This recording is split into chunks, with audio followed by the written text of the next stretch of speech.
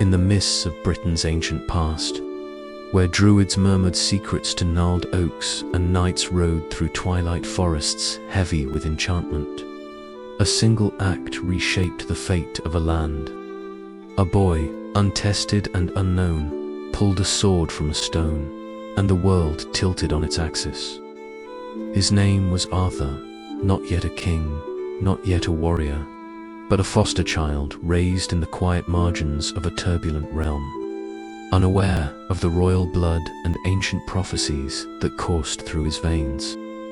This is the story of the Sword and the Stone, a tale woven from magic, ambition, and the enduring dream of a just kingdom. The legend begins not with Arthur, but with a king's desire and a sorcerer's cunning.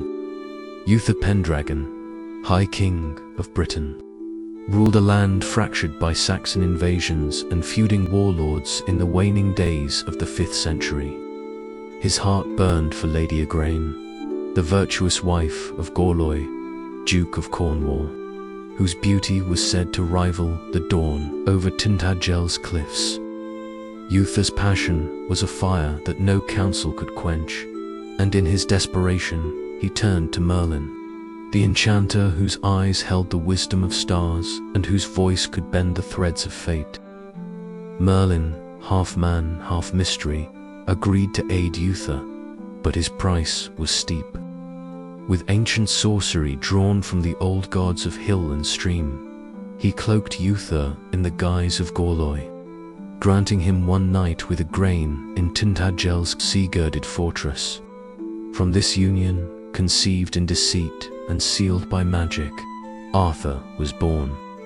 But Merlin's bargain demanded the child, and when Igraine bore her son beneath a storm-tossed Cornish sky, the enchanter spirited him away, his cradle not a royal palace but the shadows of anonymity.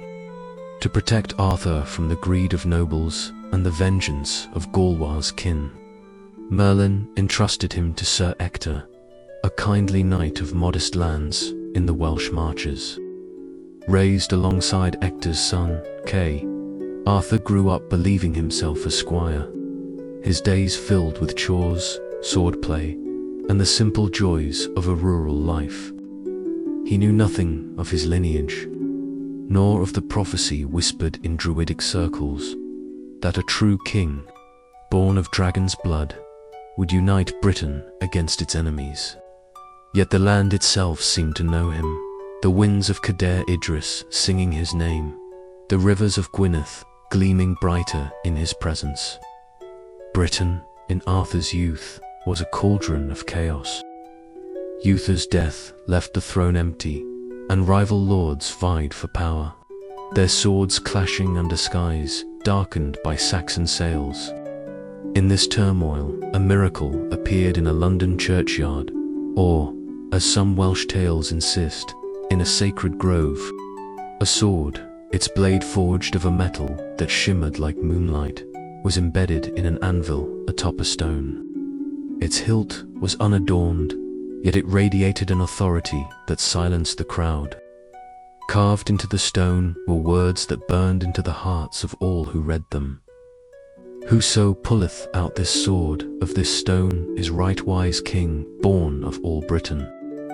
The sword's origin was a mystery. Some said Merlin placed it there, a test woven from his magic to find the true heir. Others whispered of divine hands, claiming the blade was a gift from the Christian god or the old deities of the land, who still lingered in Britain's hills. Whatever its source, it drew the mighty like moths to a flame. Dukes, barons, and self-proclaimed kings gathered, their hands straining against the sword's unyielding grip. Lot of Orkney, with his northern ferocity, failed. Pellinore of the Isles, famed for hunting beasts, faltered.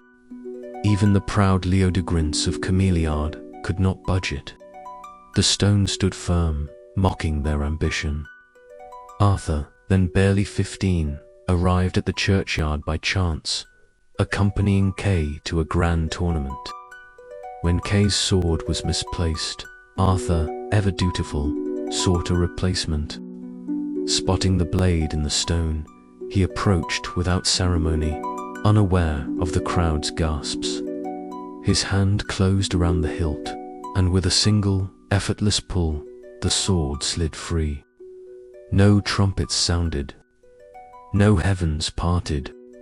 Only a hush fell, as if the earth itself held its breath. The boy, puzzled by the stares, held the blade aloft, its edge catching the winter light. In that moment, the squire became the king. Was this sword Excalibur, the blade of legend? The tales diverge. English chronicles, like those of Geoffrey of Monmouth, suggest it was name derived from the Celtic caledflauch, meaning hard-cleaving. Yet Welsh traditions, preserved in the Mabinogion, insist Excalibur came later, gifted to Arthur by the Lady of the Lake, her pale hand rising from a forest pool to offer a blade that could cut through iron and time. The sword in the stone, they claim, was another, perhaps Clarent, a blade of kingship rather than war, meant to symbolize authority rather than battle. Historians like Dr. Gwyneth Rees, a medievalist at Oxford, argue the distinction reflects the myth's evolution. The stone sword is about legitimacy, a divine or magical endorsement. Excalibur, tied to the lake, is about power and mystery, a nod to older Celtic water cults. The debate extends to Camelot itself. Was it a real fortress, its towers rising from the Somerset plains, as Glastonbury claims, or a Welsh stronghold like Carlion, with its Roman amphitheatre still echoing the clash of swords? Some propose Winchester, its round table, now hanging in the Great Hall, a tangible relic. Others, like folklorist Iolo Davies, see Camelot as a state of mind, an ideal of justice and unity that never needed mortar or stone. Wherever it stood, Camelot in the tales was a beacon, its halls aglow with tapestries of dragons and stars, its geometry defying the laws of earth, as if Merlin himself had shaped it from a dream. Arthur's coronation was no simple matter. Many lords, scorning the boy king, refused to bend the knee. With Merlin as his guide and the sword as his mandate, Arthur waged campaigns to unite the realm, his victories at the River Glen, at Badon Hill, cementing his rule. He married Guinevere, daughter of Leodegrance, whose beauty was matched by her wisdom, though her heart would later prove a battleground. From Camelot, Arthur forged a new order, gathering knights to a round table, a circle without head or foot, where all were equal. Lancelot, with his unmatched prowess, Gawain, fierce as the noon sun, Percival, pure of heart, Galahad, born for divine quests.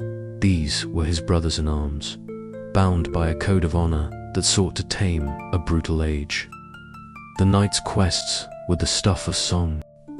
They slew dragons in the forests of Dean, faced enchantresses in the lakes of Cumbria, and sought the Holy Grail, the cup of Christ said to heal all wounds.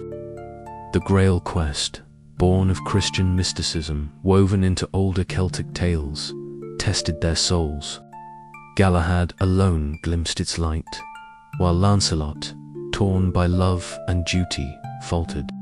The Grail is Arthur's dream made manifest, said Davies. Its perfection, always just out of reach, like Camelot itself, yet no kingdom escapes its shadows. Guinevere's love for Lancelot, a flame kindled in stolen glances, grew into a scandal that cracked the Round Table's unity. Whispers of betrayal reached Arthur, who, torn between love and justice, could not condemn his queen or his friend. The court fractured, knights choosing sides, their oaths unraveling. Worse still was Mordred, Arthur's son by his half-sister Morgause, a child born of enchantment and ignorance in a forgotten dalliance. Raised in the northern wilds, Mordred grew into a mirror of Arthur's strength, but none of his mercy. Morgause, a sorceress rivaling Merlin, nurtured his ambition, whispering of a throne rightfully his. Mordred's rebellion culminated at the Battle of Camlon, a clash shrouded in mist and sorrow. The fields, perhaps in Salisbury or along the Welsh borders, ran red with the blood of knights. Arthur faced Mordred in single combat, driving his spear through his son's heart.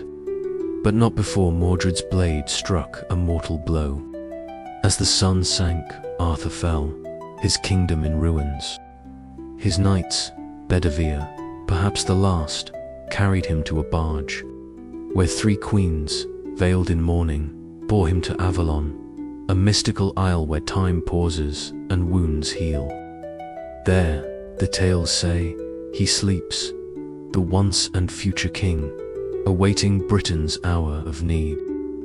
Was Arthur real? Historians tread carefully. The 5th and 6th centuries, when Arthur is said to have lived, are a dark age, their records scant. The Historia Brittonum, written in the 9th century, mentions a war leader named Arthur who fought 12 battles against the Saxons, culminating at Badon. Gildas, a 6th century monk, speaks of Badon, but names no Arthur. Some scholars, like Dr. Rees, propose he was a Romano-British Dux Bellorum, a military commander blending Celtic and Roman traditions, perhaps based in the West Country or Wales. Sites like Cadbury Castle in Somerset, with its Iron Age ramparts, or Carleon's Roman ruins, are touted as possible Camelots. Others, like Dr. Alan Pritchard of Cardiff University, argue Arthur is a composite, his legend stitching together heroes like Ambrosius, Aurelianus, and Celtic deities like Loch. The sword in the stone, too, has roots in history and myth.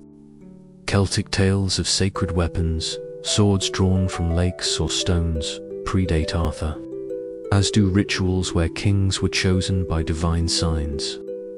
The anvil, a Christian addition, may symbolize the church's role in legitimizing rulers. The stone is the land itself, said Pritchard. To draw the sword is to claim Britain's soul. Tintagel, with its cliffside ruins and Merlin's cave, remains the myth's heart. Its connection to Uther and Igraine etched in stone by Geoffrey of Monmouth's 12th century Historia Regum Britannia. In the verdant hills of Wales and the rugged coasts of Cornwall, Arthur's story thrives. In Gwynedd, bards still sing of Arthur ap Uther, his name a shield against despair.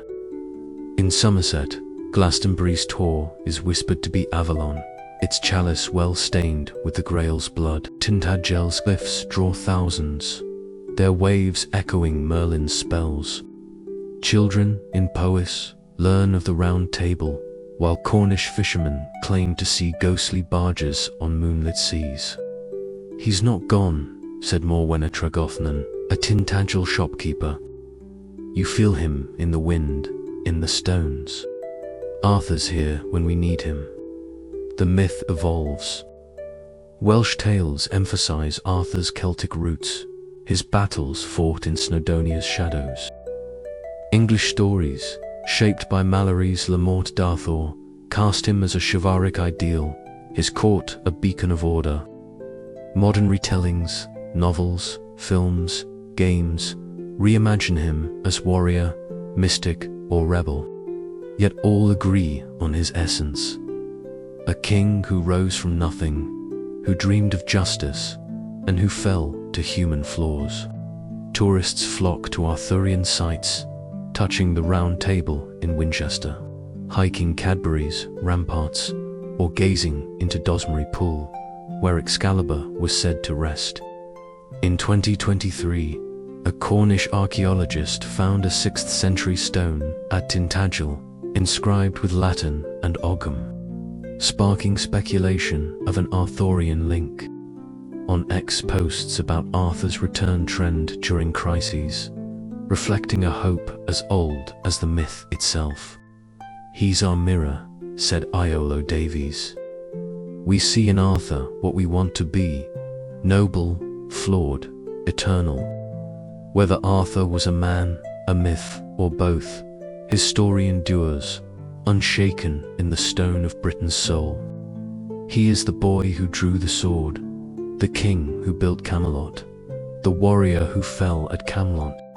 His knights, his queen, his enchanter, they live in every retelling.